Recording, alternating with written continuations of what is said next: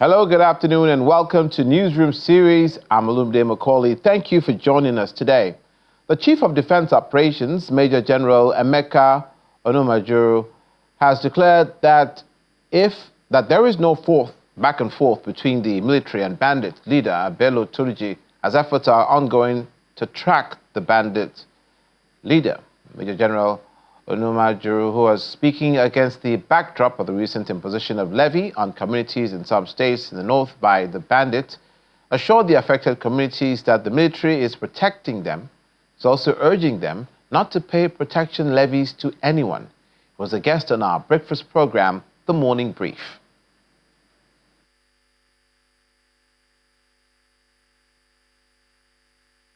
There's absolutely no forth and back between Bello Tuju and the armed forces. No forth and back. As I speak, Bello Tuju is hiding. He's completely in hiding. And the armed forces is tracking him. And very soon he will be eliminated. Now, the communities need to believe that the armed forces is protecting them. Communities need to believe that. And when they believe that, it's a question of calling anybody that asks you to pay protection money or ransom bluff, because the armed forces is there to protect you. So I want to urge the communities through your medium now to do not accede to requests for protection levy in whatever form, because we have troops who guarantee farm security, who open the space for you to go about your normal activities. The assurance we are giving is that we'll have troops deployed who have conducted an extensive mapping of communities at risk in Zamfara, in Sokoto, and the security of those communities have been prioritized by the theater headquarters, Operation Fasan Yama, in terms of rapid response, in terms of close deployment, in terms of provision of security for farming, particularly when there are cluster farms. So with that level of security, communities can be rest assured that the military is there to protect them.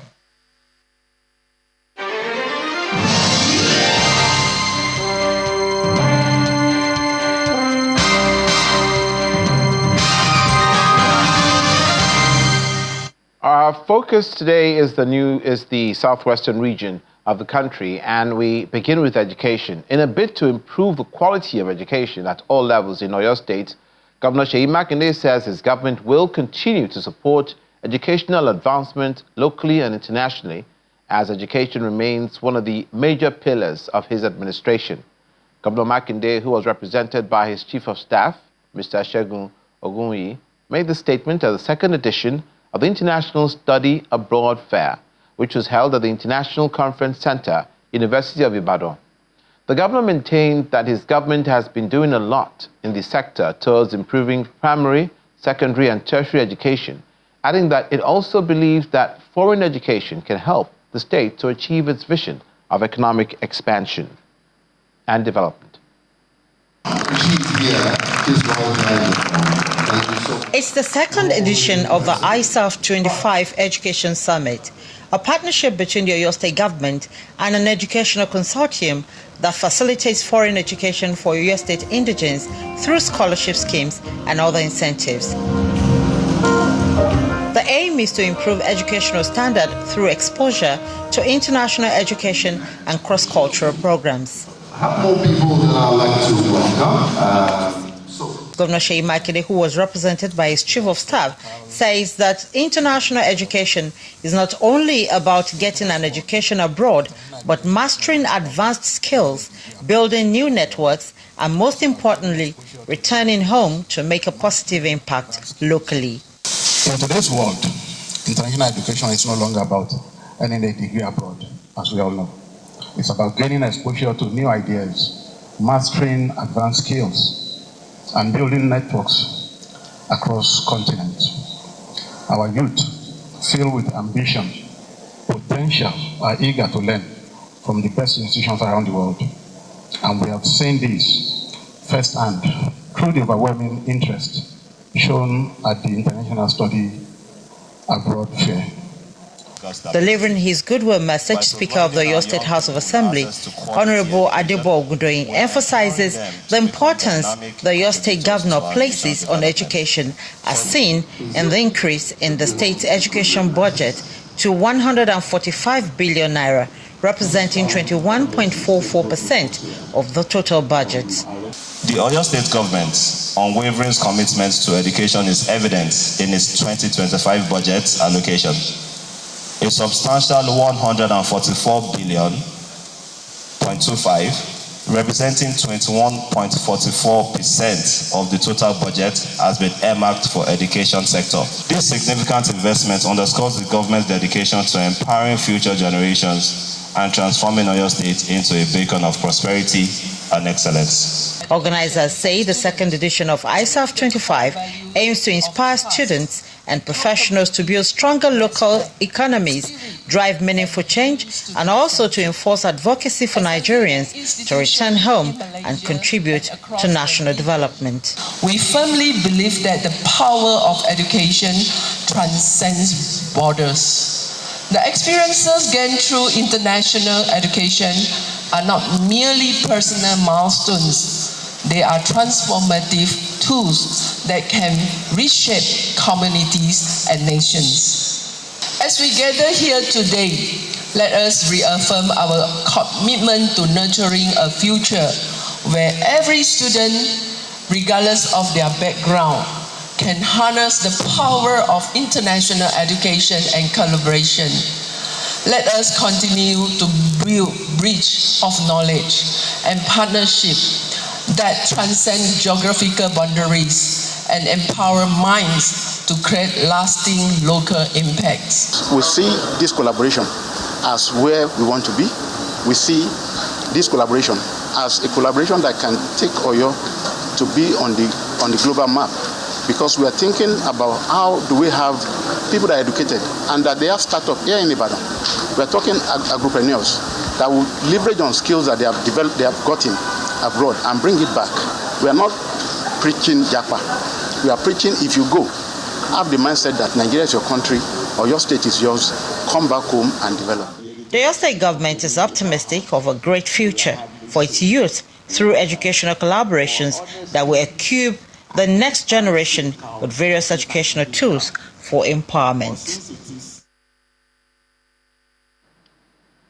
The Ogun State sector of the Federal Road Safety Corps has confirmed the death of 9 passengers in a road crash which occurred in the early hours of today around the Ayetoro area of Lagos-Ibadan Expressway. 3 others sustained injuries. The Chief Route Commander and Public Education Officer of the sector, Florence Okwe, confirmed this development in a statement issued in Abiodun, the state capital. The incident and several others are just some of the concern of stakeholders at a forum organized by the federal government on the deplorable condition of some federal roads within Oyo State.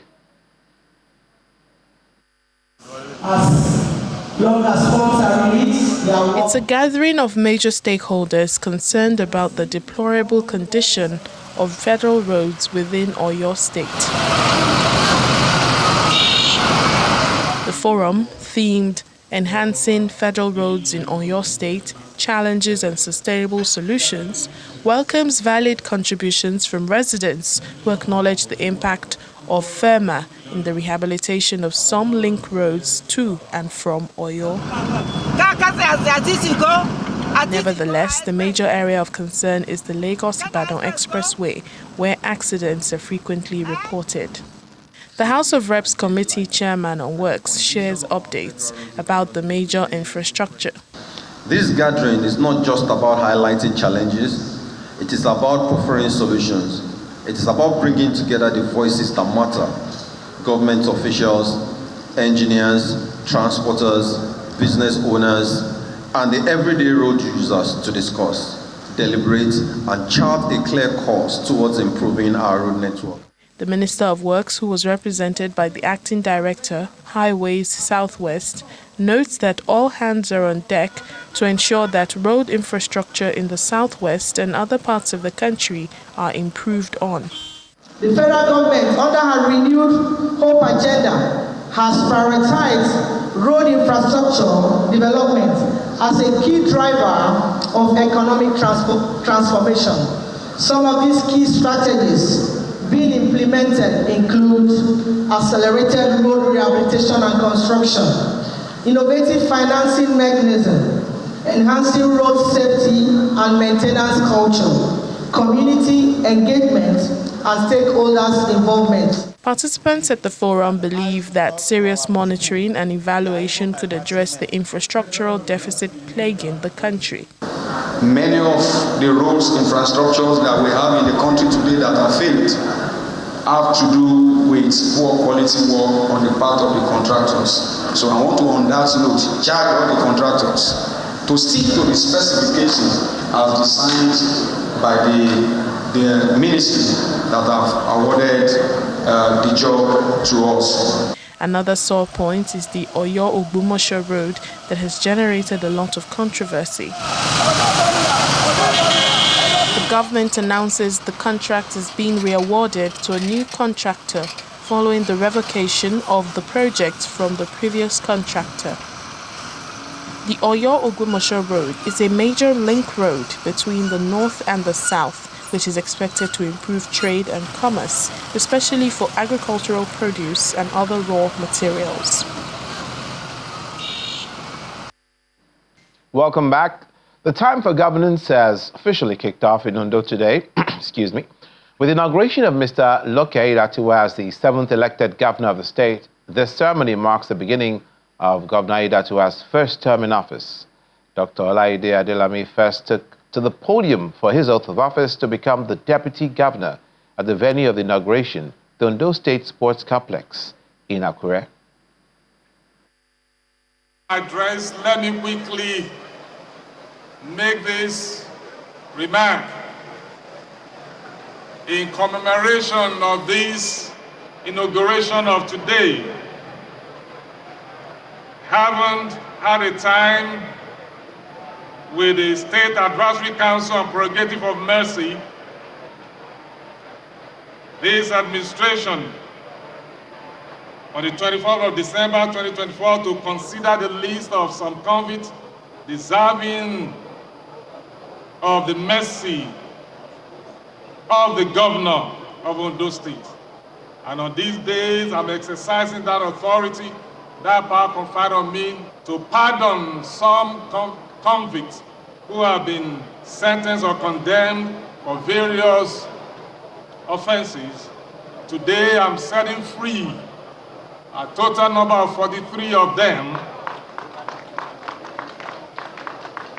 8 convicts, various times having served substantial portion of their sentences, they are recommended for outright release.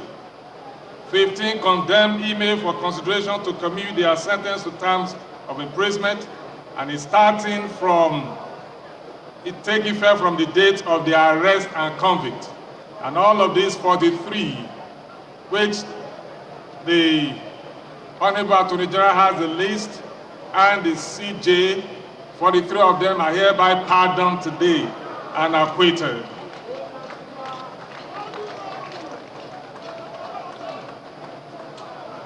So today marks another incredible milestone in our democratic journey as a people with shared vision and united for a common purpose. The vision and purpose for greater greatness and brighter future for us, for all our communities, and for our children. It is a great honor and delight for me to stand before you and to address you today, having just taken my oath of office as the 7th elected, democratically elected governor of Ondo State for a dispensation of the next 4 years. This moment signals a chapter in our democracy and collective resolve to take our dear Sunshine State to our rightful place under the sun. I must state with all sense of responsibility that this moment is very pivotal in our history as a people.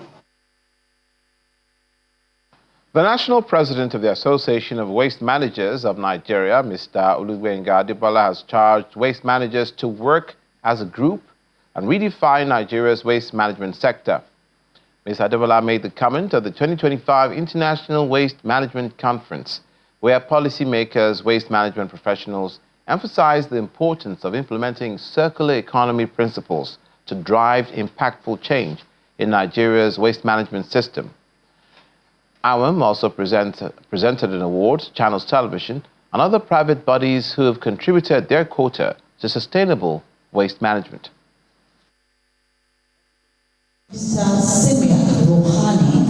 Members of Association of Waste Managers of Nigeria converge on Lagos Continental Hotel for the group's 2025 International Waste Management Conference with the theme Redefining Integrated Waste Management in Nigeria through Circular Economy. The president of the association and other speakers advocate the adoption of circular economy principles that will help reduce the environmental impact of waste and also create job opportunities for the people. This conference is not just about discussion, it is about solution.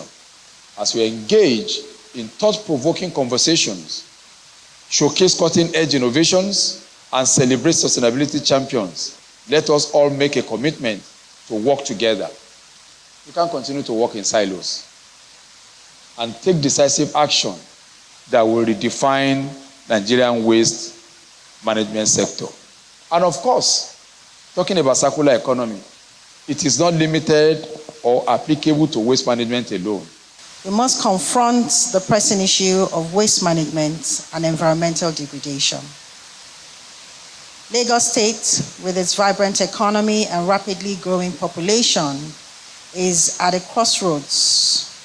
We can continue down the path of linear consumption and waste, or we can pioneer a new approach, one that prioritizes the well-being of our citizens, our environment, and our economy. This approach is the circular economy. A circular economy is not just a buzzword, it's a paradigm shift. Representatives from Lagos, Ogun, Osun, and foreign partners also encourage the people to embrace circular economy in order to create a better future for the young ones. Circular economy is the next way to go, all right, and is the next opportunity that will unlock the potentials in waste management through regenerative economy. We have to be regenerative and develop new goals, okay, or national goals. We need to develop new targets to make sure that the nationally determined contributions of the 20% unconditional and the 47% conditional, we meet those targets promptly. And this is the way to go. In Osun State, we have embraced an integrated approach to waste management, prioritizing innovation, public-private partnerships, and community engagement to transition from a linear take, make, dispose model to a more sustainable circular economy framework. Our goal is to turn waste into wealth, creating opportunities in recycling. The managing director of Lagos State Waste Management Authority urged the people to embrace change and opportunities in waste management. We can't go far without those of you in this room. And that's why I'm going to take this opportunity to plead with you to embrace this change. I want every waste manager here present to embrace the policies of this administration with an open mind. On day 2, AWAM celebrates its award night, recognizing distinguished personalities, diplomats who have supported the growth on AWAM.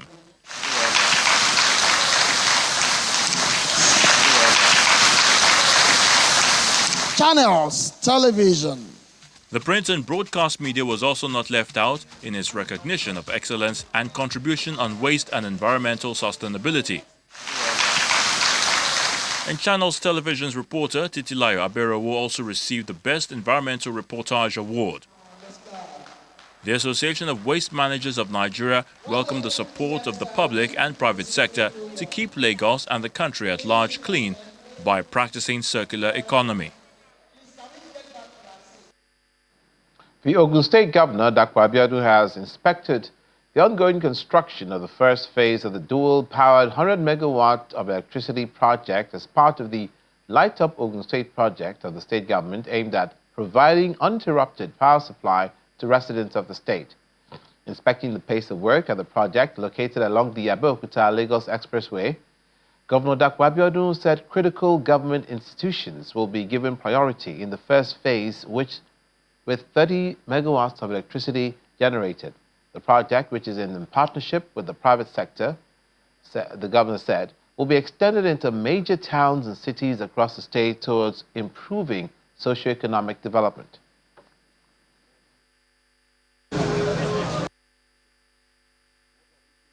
Following the fact that generation, distribution, and transmission is no more exclusive, Ogun State has not only passed the law, but we have begun to walk the talk. We are actually generating, and this is the first phase of our intended 100 megawatts generation capacity that will be generated from this location. So I'm quite excited. I'm sure that by the grace of God, in the next 8 weeks, you'll be here with me to commission this plant to the glory of God and the use of all those who live in Abeokuta. I can assure you that once this is achieved, we may not be able to supply electricity to the whole of Abeokuta, but a substantial part of Abeokuta will now enjoy 24 hours uninterrupted power supply. Finally, the 5th edition of the Conference and Retreat for Senior Police Officers in Nigeria has been held in Abeokuta, the Ogun State capital.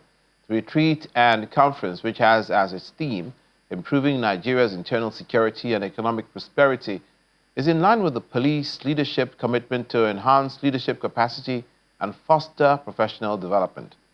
The 3 days had in attendance the Vice President, Kashin Shetima, EFCC Chairman, Ola Olukoyede, and the Inspector General of Police, Mr. Kade Agbetoku, the Chief Host, Ogun State Governor, Dr. Abiodun, members of the National Assembly, service chiefs from sister African countries, the Managing Director of the Niger Delta Development Commission, amongst other distinguished personalities.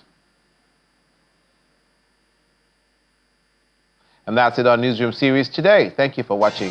I'm Olumide Mukol.